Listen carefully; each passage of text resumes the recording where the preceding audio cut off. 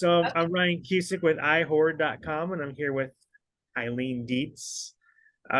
Best known for The Exorcist, um, and your IMDb is like this laundry list of all these movies. There's got to be over 100 movies that you've been a part of. 120.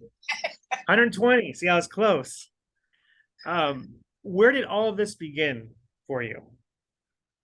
Okay, well, I am going to tell you one thing first, okay? I wrote this book. It's called Exorcising My Demons. Oh, very And cool. I'll answer your question too, but Yeah.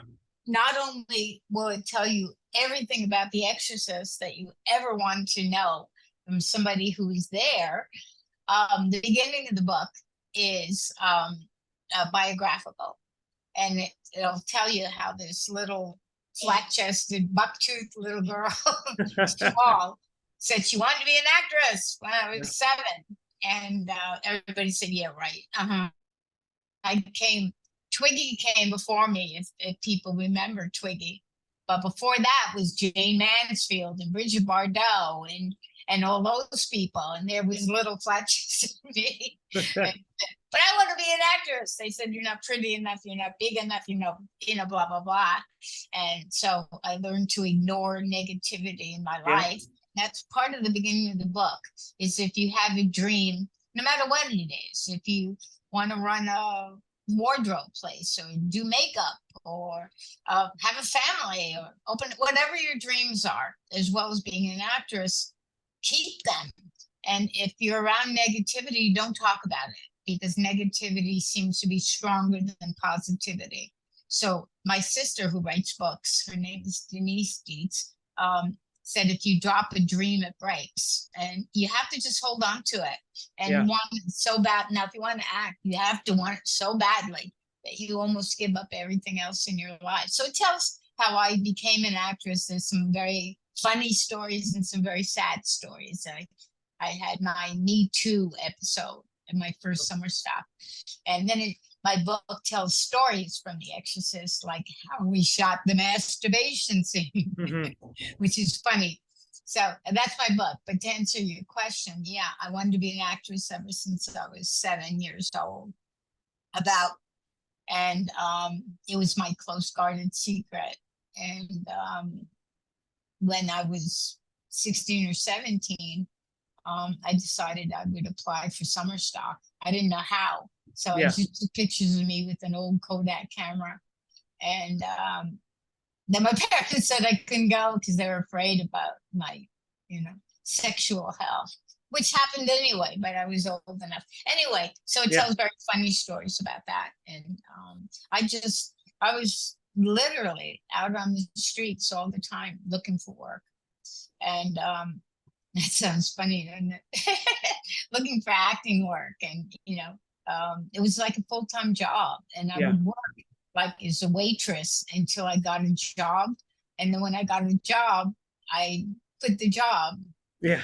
And then blah, blah, blah. And so I started working. And matter of fact, it was one of those times I saw a casting notice for a show called Ontological Proof of My Existence, which means there is no proof, by Joyce Carol Oates, who actually writes about wrestling. And we took the prologue and did a little equity waiver show, 99-seat theater, and 2 agents came to see me in the show, called me the next day, said, do you want to audition for this horror film called The Exorcist? And that's how that part started. And the rest is history. I give long answers. No, that's great. I love the detail. I mean, anybody can buy my book. Just the best, buy it by Amazon. You won't get it autographed. Just go on my Facebook, send me a private message, and we can work out all the details if you like. Oh, that's awesome. I'm only selling a couple other things. When did you write the book? It's been about 4 years ago now. 4 years? Okay. So I co-wrote it. Okay. With this marvelous guy. He just has such a great sense of humor about some of the things, but I'm told it's very inspiring and it'll make you laugh, make you cry.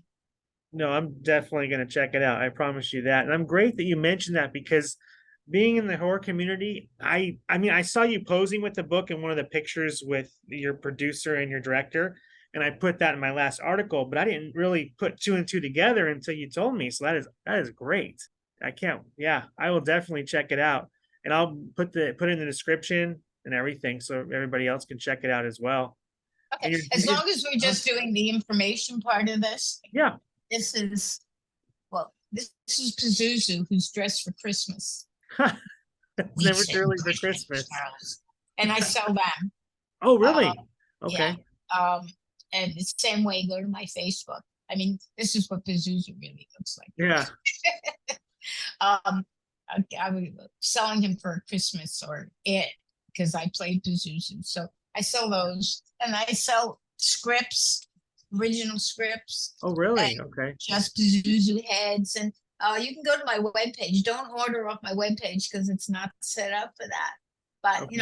obviously I sell a whole bunch of 8x10s that are screenshots from the movie. And very good. You probably won't find anywhere else unless you can go to conventions. So go to eileendietz.com, then go to Facebook.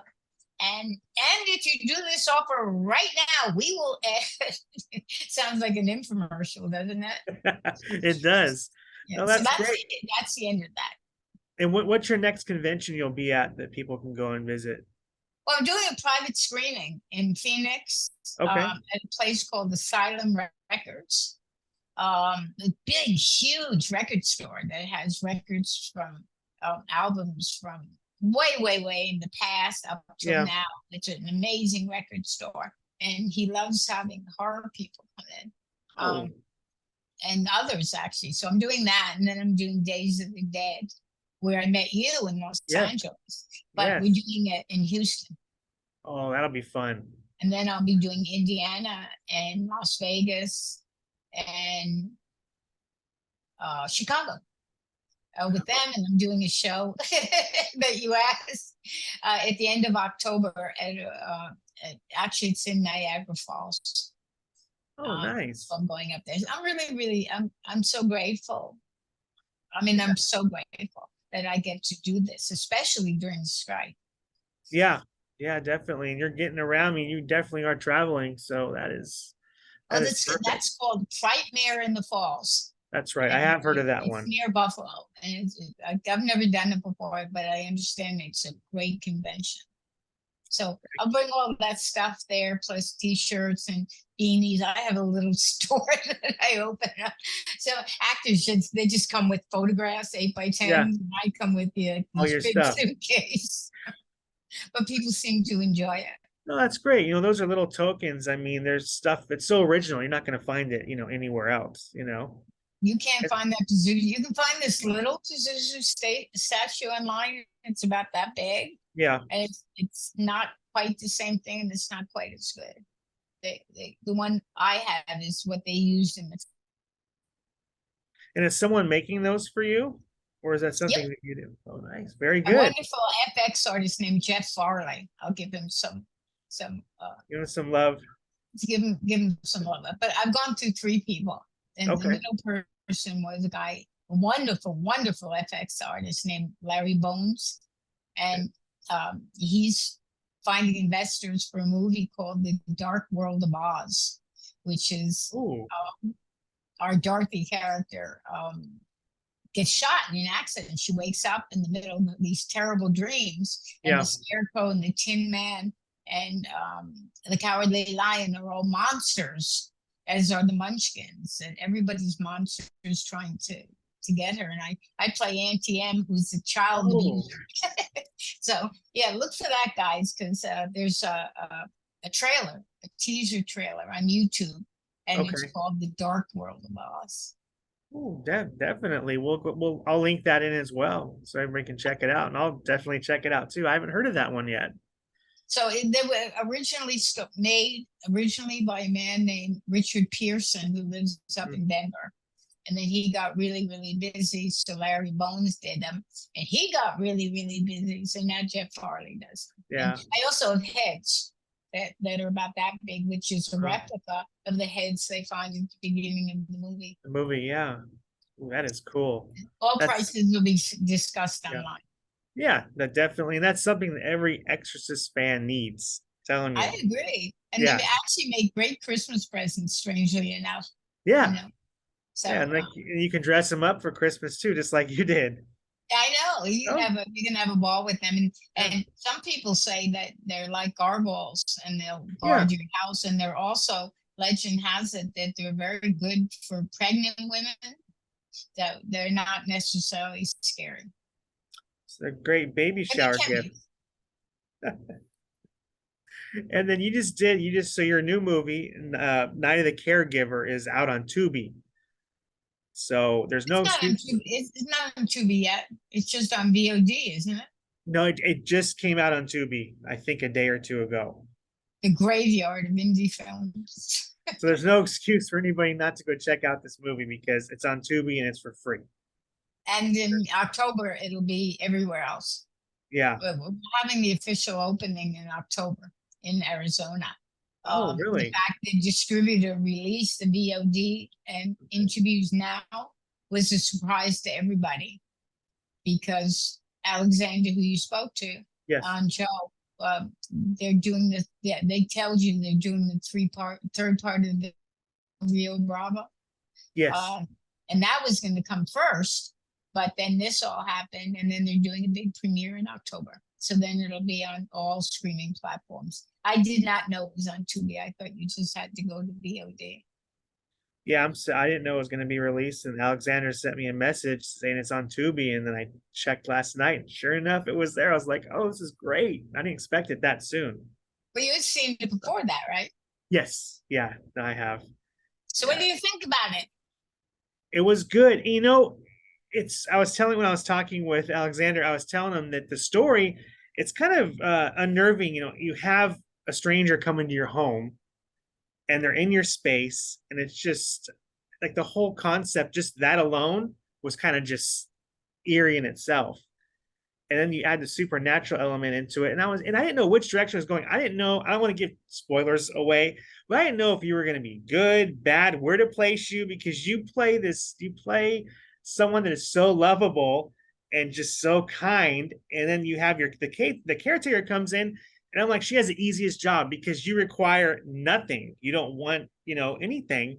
And it just starts to take a turn for the worse. And that's all I'm going to say about the plot, because I don't want to give anything away. It's hard. It's hard with that film because talking about it gives away so much. It does. But you did pretty well. I played this really nice, sweet lady that lives in the outskirts of, bumfuck. Yeah, definitely. And, you find out she's not exactly what she appears to be. Exactly. And the caretaker, I bring a caretaker into my house every couple of years with an agreement I have with an assistant to the devil, not the devil itself. And it becomes a cat and mouse game of terror. It's basically a 2-character film, as you know. Yeah, which was perfectly fine. I mean, and Natalie's great. She was going to come on with me today, and she got really, really busy. So we're going to ask if we can do this. I'm out of town for a week, and then I'm going to Phoenix, blah, blah, blah. I really won't be back in town till September 18th. So we thought and bring the screenwriter on as well. I'm glad I caught you before you got super duper busy. I'm always super duper busy. I caught you right. You had a little slow part, and I got you. No, it's great. No, I'm doing an interview for YouTube after this. Oh, really? I guess they have a huge following on YouTube. So send me that info. I'd love to check it out once it goes up on YouTube. I will do that. Absolutely. That'd be great. And how did you get attached to Night of the Caregiver? Well, how did that all happen for you? I know I was recommended. Okay. And I know it went right to the producer, meaning you don't have to audition. That's the term for it. It goes right to producer, and they cast you with no auditions. But I can't remember, but that's what happened. They sent me the script, where they sent it to my manager, and said they wanted me to do it. And then they negotiated it with my Yeah. manager, and I met them for lunch in Beverly Hills, and that's how it happened. And had you worked with Alexander before? Or is this your first No, time? no. And he's so great. He He's like is. 6'5" or something. I come up Yeah. to his belly button and he talks like Arnold, you He know. does. I love that. I just can't get over that. I love it. He could Well, he just was, talk all day. a three-time muscle building champion in Yeah. Russia. Um, and because they only had 3 TV stations, he's a big star in Russia. We were going to open the film there, but now we Oh, can't that would because have of been the war. magical. But he's a great guy. Whenever we have lunch, he brings me a dozen roses. Oh, that is so nice. And it's just so nice to be able to promote something that you believe in. Because I Yeah. mean, I do a lot of films. Yes. Thank you, universe. I do a lot of films, but I I figure if I talk about all of them, it'll lose the value. Yeah. You know, who knows what's indie films? It's tough. You know, except for Tubi, who knows where they? Sometimes they don't even get out of the post production. Yeah. Yeah. They just get stuck in limbo and are never seen. Or if they do come out, it's just sometimes they still don't get seen until years later. Sometimes they make that resurgence and people Yeah. can check them out. I And do then have I do do a fun film that's on Prime Video called Only the Devil, okay. uh, which is a really fun film that you can talk about, and another film called The Devil Delights, where I play a witch with basically no dialogue. I just follow people. Okay. I'll have to check that out. And are those recently new for you, or were they kind of, or did you come a No, while they ago? were, well, recently being last year. Last year? Oh, okay. So they're really new then. And then I have a couple questions for you. So how do you celebrate Halloween? How does Eileen Dietz celebrate Halloween? Kind of boring. I live up in the Hollywood Hills, Okay. and what was attached to a convent. It's kind of like an old monastery, but it's Yeah. way up the hill. And if I'm home, nobody Nobody comes will come. anymore. Yeah. There's no kids anymore. And my husband makes me buy all these uh, makes me buy all this candy. And I keep saying, you don't want to buy the candy, nobody's coming. Yeah. And so we get stuck with it. But that's what I do, unless I'm working. But Yeah. people that do conventions they don't work on Halloween. I did a show once, it was one of the best shows I ever did in Denver, and they spent all this money on it. And I said, don't do it Halloween weekend. People are busy going to parties or trick or Mhm. treating or Fridays buying costumes and stuff like that. And it was very sad. About 50 people showed up. Oh no. So Halloween's not really a big occasion for me. I know they're opening the new Exorcist film on Halloween, but I'm in no hurry to go see that. Yeah. Yeah. I know it's coming soon. And then speaking of conventions, when I met you this past weekend at Days of the Dead LA, there was two young boys that I believe were 12 years old. Is that amazing?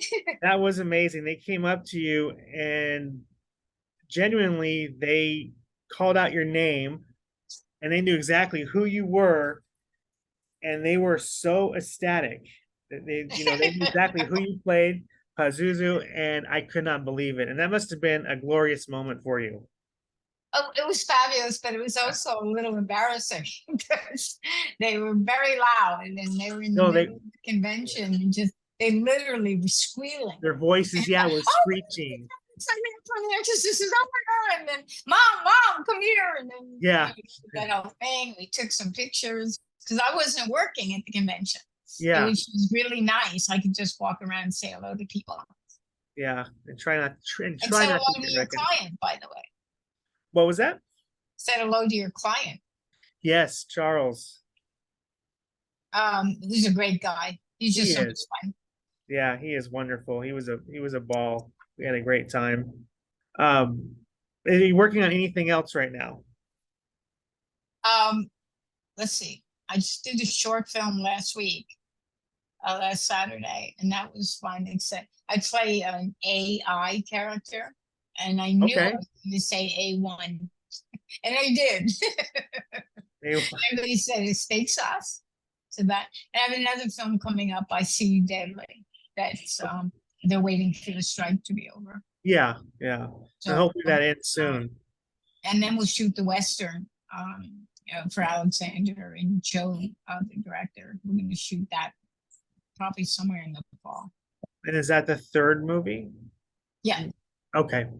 yeah. Perfect. For you fans out there, that you Yeah. should look it up. At first they did Rio Bravo, and then they did the second one, and the distributor wants them to do a third one. So I'm going to play Nun. Oh, I can't wait. That's gonna be good. I Also, have to check out the other two first, but I definitely will. I asked them if I could ride a horse. Yeah. They said no. And I said, Oh, wait yeah. a minute. If Sally Field can fly, Yeah. I can ride a horse. And they said, interesting. Riding horses since I was a little girl. And I've Yeah. always wanted to shoot a Western that I could, a horror Western or something. Yeah. That I can ride a horse. My manager says I'm too old to ride a horse. I'll show him. Yeah. Show them up. And I think that's Rides a wonderful. horse. Yeah. Did. And that's wonderful that you're still able, you have these opportunities, to entertain us, still after all these years. I think that is wonderful. I am so blessed. I am so blessed. I mean, for a film I did 50 years ago, 50 years. Still alive, and I still get really good residuals from it. Yeah. And I'm healthy, totally healthy, and so few people in the world can you even get a percentage, of it. I wouldn't even, 1 billion of a percent or something like that get to do what I do. It's so small. And I think about that a lot of times. I'm signing my name on an 8x10 for somebody, and I go, oh my God, people are paying me to sign my name. Yeah. How amazing is that? And so I feel very, very, very, very blessed. And I think it's very humble of you and amazing that you still feel that way after all this time. So even more so. And I have to give some kudos to my manager, Chris Rowe, who, along with me, handles Malcolm McDowell and Bruce Davison. Yeah. Heather, but he's the one that it's in my book too, how my life changed when I met him. Yeah. He set up a lot of conventions when no one really knew who I was. They didn't know who played Pazuzu or anything. So he set that all up for me. So I'm very, very grateful to him. And I've known him for like 22 years now. Wow. Another amazing story. That is, I love hearing these. His name is Chris Rowe. And he's my friend as well as my manager. And I'm just very grateful for all of it. And especially I can make money during the actors strike. Correct. Yeah. Yeah. It's hard. And do you remember? No, it's just kind of a hard question. Do you remember signing your first autograph? Yes, I do. Oh, I was in New Jersey, and it was the first convention I ever did. Yeah.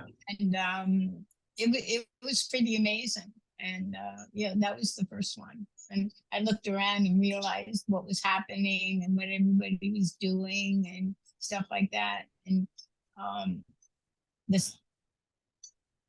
second one, it wasn't Horror Hound.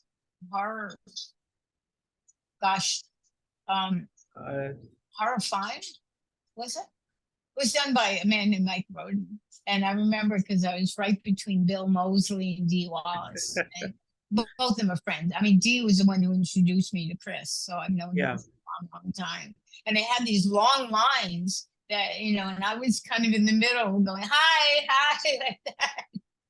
So that was the second one. Except that it's an interesting question. And no one has ever asked in LA called Necrocomica, something like that. And OJ Simpson was there. And it was like the promoters, who was Bill Philpott, who I still work with him, and Sean Clark, that they don't work together anymore. Yeah. And they kept saying, "Yeah, OJ is coming." I said, "You guys don't get it. If OJ comes, you're not going to get an audience. You're not going to get a crowd." They went, "No, no, no, we will." And I remember I was walking behind OJ, and I'm going, "I'm walking behind OJ Simpson." And my husband are big football fans, Yeah. so Yeah. we absolutely knew who he was before he became infamous. And then I said, "I don't care." So he went that way, and I went that way. That way. Oh, these are great stories. These are great. Oh, I got lots of them, and you can read my book and see all of them. I love to tell stories. Yeah. And then before I let you go, just I told Michael I was going to be interviewing you. And I think you guys worked on the Pale Horse together. Michael, Michael Combine. Yeah. Yeah. We did a movie called Pale Horse. It's never come out. Okay, that's why I can't find it then. And it's no, I don't know if it was ever really finished. And Perry Tail was the director who just passed. Yeah, that's what he told me. Yeah. I did another movie for him called The Ascent, and Okay. he just anyway, we don't have to go there. But no, Pale Horse will know. And Michael and I became very good friends. Yeah. I'm trying to put together a script that Bradley Brown wrote called Grandma's Cookies. So okay, I'm gonna yes, put it together. I don't collect money. I don't know how, but I'm gonna find somebody that will pay to do it, and we'll do Grandma's Cookies for Christmas. And Michael will direct it. I love that, and I'm sure he'd love hearing that too. So hopefully, yeah, the powers of the universe will make it happen. We will make it happen. So, should we say anything more about Night of the Caregiver? What was there any difficult parts in that movie for you? No, well, it wasn't really difficult, but Natalie, who's my co-star, she plays the caregiver. We started laughing at one of the scenes, and we just kept laughing and laughing and laughing. And you guys out there that have hysterical laughter when you start crying, you're laughing so hard. But the producer, director, all the crew people, they didn't know what we were laughing at, and they're just waiting to continue during the film. And it became that kind of thing. Okay, we're okay now. And start laughing again. And she had an entrance to make. So it went on for a long time. For a while. It wasn't really difficult. No, shooting things in The Exorcist were difficult. But no, sure. This was not difficult. And Natalie was so amazing to work with. And like I said, it's basically a 2-character movie. And then Eric Roberts literally called it in. And Eric Roberts. Joe, the director, has a subplot in there, but it's basically Natalie and myself. And the house. The house is kind of almost a character in itself. Yeah, and that really works for itself. I think I like the way people say, well, the movie is 177 minutes, so it's short. Yeah. I heard said like, "Oh, thank God we don't have to sit through a 3-hour movie." That it really works, and it's quick, and it's scary. Yeah, and I think it was a perfect length. It doesn't need to be, like you said, 3 hours long, or it was a perfect length. And or things you're streaming that go on and on and on. There should be a film. No, I think, like I said, I don't go around promoting all the films that I do. And I do a lot of them, but I think this one's really special. And if people go online and talk about it, #Fangoria, because that's how you get nominated for a Spirit Award. And like you said, it is something special. And I think it's something you can kind of cuddle around, the fireplace with a blanket and your snacks and turn on, Night of the Caregiver. It's one of those movies. Yeah, we should talk more about how you feel about it. Yeah. I enjoyed it. Like, I didn't think because these are kind of movies where they can either they're good or bad. And this one, I was like, Night of the Caregiver. I'm like, I gotta check it out. And then your name is all, first when the PR sent it over to me, the first thing I noticed before I even see the title was Eileen Dietz. So I'm like, okay, gotta check it out just for that. But actually turned out to be a decent, really good movie. And I was pleasantly surprised at how much I did enjoy it. And then I found Alexander produced it because I had interviewed him on a previous movie, The Black Rose, like years ago. And I was that even made it even more special for me, like on a personal level. So And I enjoyed I it. think you can see the trailer, but I don't. I can put it on Facebook. The trailer. I'm not sure if it's on YouTube or anywhere. I'm not sure where you can find it, but you should Yeah, try. You guys out there, you should try and find it, or all of you, write me on Facebook. Um, either as a notification, and it's Eileen D. I don't do Instagram. It's beyond my technical skills. yeah. But I'm I hear trying. you. But I on hear you. Facebook, and it is the profile of myself and my husband, because I have three of them. And if you want to know more about this film, notifications are the best way to do it. And I promise that I'll get back to you. But if you just want to know about the trailer and my stuff, then you can send me a private message. But beware, if you just want to say hello, we'll come get you. Be in Pazuzu. Oh, I also do cameos. And Okay. Pazuzu and I are there to either wish you. I just did one about a family that just brought home a new baby. Oh, And nice. Pazuzu said, "Is it like the baby and Rosemary's Baby?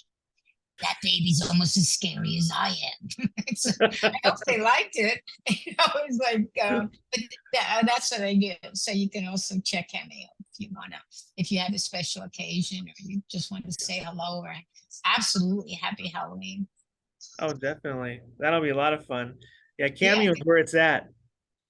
Yeah. I think so.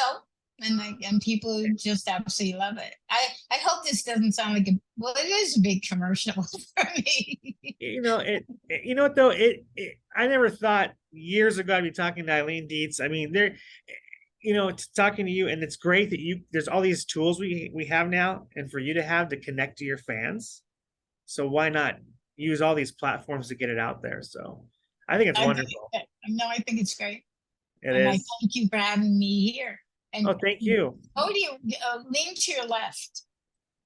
I Oh, think it's the left. No, the other way. The other way. by the way, That's one of the posters that we have for Night of the Caregiver. okay, that makes a great poster. That like the Zuzu needs its Yeah, teeth fixed. definitely needs a dentist. But that's what the movie's about, but it's not really what the movie's about. It's really about these two people playing this cat and mouse. It's a really good thriller as opposed to like a horror film with blood. And I always differentiate between horror and thrillers now. Yeah, definitely. This is a really good thriller that should have you at the edge of your seat. And again, it's called Night of the Caregiver. Yeah, and now on Tubi. Now Well, I do. thank you so much. This was a pleasure, and I'm sure I'll be talking again soon about your upcoming projects. Oh, I will. And I'll get Natalie and Craig together. Maybe Joe will come on again, and we'll just talk about Night of the Caregiver. Yeah, Thank you definitely. for having me, Ryan. Well, I thank really you so much. appreciate It was great And I'm meeting you. glad I'm glad I ran into you at Days of the Dead. Yeah, I am too. Thank you again, and have fun on all this traveling you're going to be doing. That's exciting. Yeah, I know. I'm very blessed, like I said. And with that, bye. Bye. Take care. You take care too. Bye-bye. Bye.